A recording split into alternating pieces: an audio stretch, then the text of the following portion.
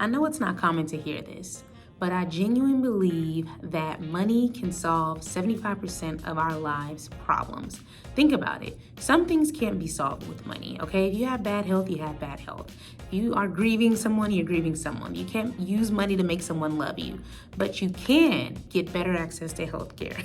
You can be in a safer environment. You can have room to breathe and decide what you want to do next. And that is why I'm an advocate of women taking control of their money and using it to create a life that feels comfortable to them. So we're going to talk about why more money isn't the goal, but more money should be something that you normalize in your life in this video. So if you're new here, hey girl, hey, or if you're returning, hey girl, welcome back.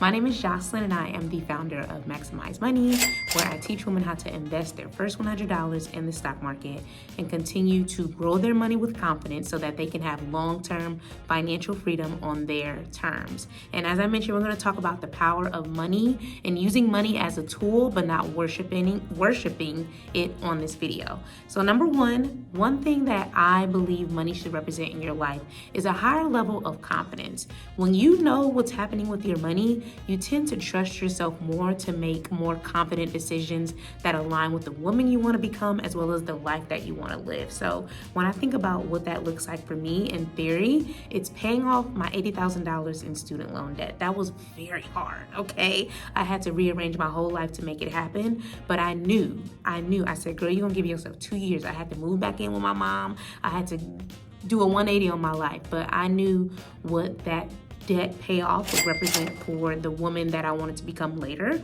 which was a homeowner, which was someone who had more freedom within her money to do the things that she wanted to do, which was travel more, live abroad, do all these things. I just wanted to live my best life and had the money to do it, okay? It also represented trusting myself to actually grow my money. So back then, like, I couldn't even afford to live on my own. I couldn't afford to buy a home, child, back in my late 20s when I tried to do it the first time. But fast forward to now, as I enter into a new decade, my 40s, I have built an investment portfolio. I invest in the stock market, y'all, worth $250,000. I've been through 2 layoffs. I quit a toxic job, okay, that was ruining my mental health. And I actually had the money this time, okay? That second layoff met a different version of me versus the first one where I was struggling to save, and it was my fault. I couldn't blame anybody else on how I was managing my money, and that's something I don't think we discuss enough. It's like a lot of times we may say, oh, I just want to make more money, or I gotta go out this promotion, then I'll start managing my money. Baby, no, you need to be doing that now. You need to be doing that now so that God can trust you with the more that you've been praying for.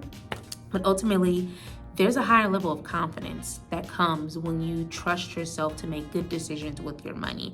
And I know a lot of us didn't grow up with a lot of money. For me, I come from a single parent household. We always had just enough, okay? It was never, overflow. But I realized over time, like, this is a different season that I'm in than what my mom was in. And if I want this financial freedom life to be able to do what I want to do when I want to do it, I have to get more hands-on with my money. I have to trust myself with the decisions that I make. Even if I don't see the immediate reward, I saw it on the back end, okay? I decided to pay off my debt and I did it. I decided to start investing in the stock market with just $100 back in 2018. And fast forward to now, 2026, I have a portfolio worth $250,000. I decided to save first, not last, with my paychecks, okay? I'm not working right now. I'm fully dedicated to Maximize Money, my brand. But when I was working my 9 to 5 from 2021 to 2025, I was saving about 30% of every single check that I was getting. And somebody else would have just took that money and blew it, But again, I had already been laid off once. And one thing I always say is you're not going to catch me slipping twice. You may catch me off guard the first time, but you're not going to catch me off guard the second time. So that is what I help women do now. I help them build better plans and better relationships with their money, and I help them better manage it, number one, because a lot of us weren't taught how to manage our money, but I also help them grow it in the form of investing. There are tons of channels and financial educators out here telling you how to pay off debt, how to save. I'm here to help you grow your money, okay? So if you work in a regular 9 to 5, or if you're making money on your business and you don't see the money growing, then that is what I'm gonna help you do, okay? I have a whole program called the Invest Your First $100 VIP Experience.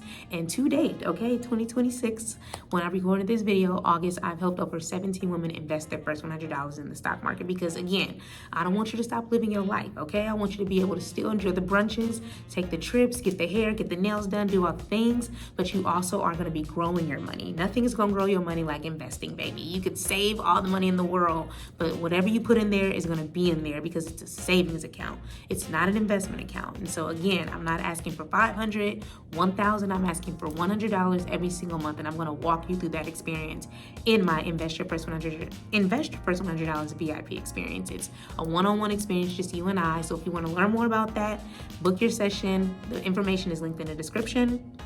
But again, we have to trust ourselves to simply start. We don't know the full blueprint, but I mean, that's also faith. If you're a believer, then you know faith is seeing the first step. You know, you don't see the full staircase. And so that's also something that I've applied to my finances. And now I'm able to be this amazing, glorious woman.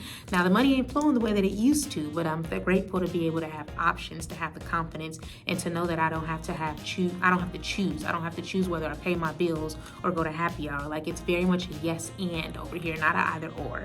So again, more money can save 75% of the challenges and the problems that we're having, and we need to get serious about it.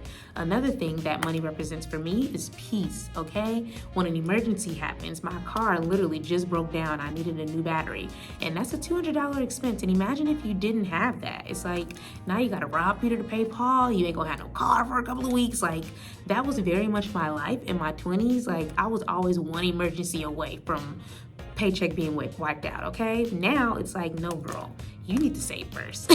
You need to invest first. And again, I got serious about paying down my debt because I didn't want to have to owe nobody nothing. I wanted to have the money to always do what I needed to do. Now, maybe there's a little bit of trauma attached to that, okay? Possibly, but I just don't want to rely on anybody for my livelihood, whether I get married or not, whether I get another job or not.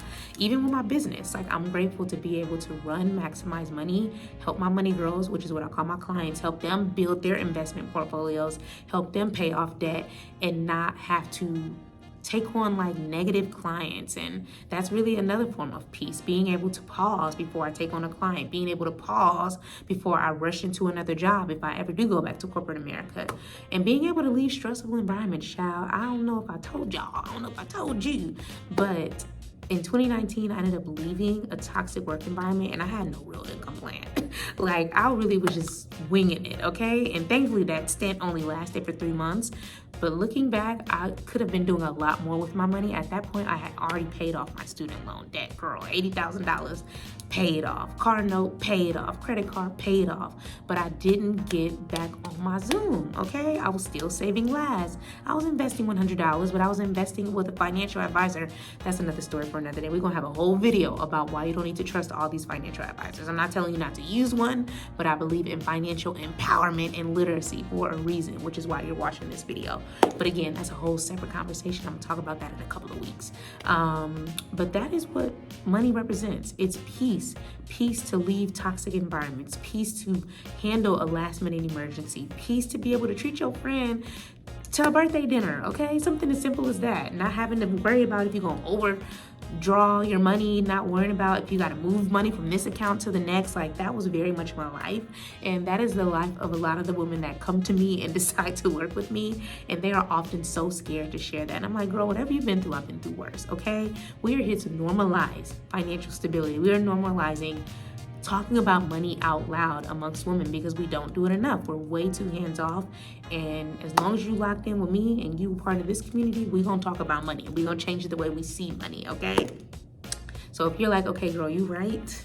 I actually probably can't handle an emergency if it popped up, or I do still move my money around from account to account to, you know, not overdraft, then you need to get my free spending plan template, okay? It is gonna help you understand what's coming in, what's going out, because a lot of us have more money than we realize it. We just aren't tracking our money. We just are spending it all willy-nilly, swiping it, Apple Pay, Google Pay, I don't even know. That's a thing, Google Pay, whatever. But we are just swiping, and not tracking what's happening. And even as a money coach, even as a certified financial educator, I still use my own template, okay? So I'm not above the program, okay? I'm a part of the program. I'm the reason why the program exists. So if you're like, yeah, I actually need that, comment spending plan below, and I will send you the link. It is free to download, child. I'm not even charging you for that. Now, the VIP experience, teaching you how to invest, there is a cost to that. that, but I'm telling you, it's worth it. You can see all my receipts on my landing page before you book, okay? These are real women, real names, real scenarios. Ain't nothing fake and phony around here. So the last thing that money should represent in your life is boundaries. Again, no bad clients, no toxic work environments, no negative men stressing you out, girl. We don't realize how much men we allow. Some men, not all, okay? Ultimately, every man should be better than the last, but a lot of us are too quick to just stick around in some environment because we can't make it without him. Now we splitting the rent. I can't afford to live on my own. Now I'm in his marriage because he's been managing all the money and I've been working. Like, no ma'am, we need boundaries. And when you have boundaries as a woman, and this is another video, I'm gonna talk about dating as a woman with your own money, okay? The level of confidence, the level of IDGAFness you have when you have your own money and the power to walk away should truly be studied, okay? I have a whole video coming out about that. So just go ahead and like, comment, subscribe, girls. Stick around because we have these conversations out loud every week over here, okay? But again, boundaries. Boundaries with family, boundaries with friends, boundaries with partners, boundaries with these jobs. We don't want to stay on this job that's stressing us out, making us, making our health deteriorate because we need the money. No, we want to have the freedom and the flexibility to move around to more environments that are conducive to the good health, conducive to the peace that we have worked so hard for. And that is, again, something money can represent. So again, if you need help with money management, you need understanding of what's coming in, what's going out, download my free spending plan template. But I'd love to hear from you. What does money represent in your life and how has it helped you live a better life? Let's continue the conversation in the comment section below. And if these kind of conversations resonate with you, go ahead and stick around, hit that subscribe button, and watch the next video that's gonna pop up on the screen.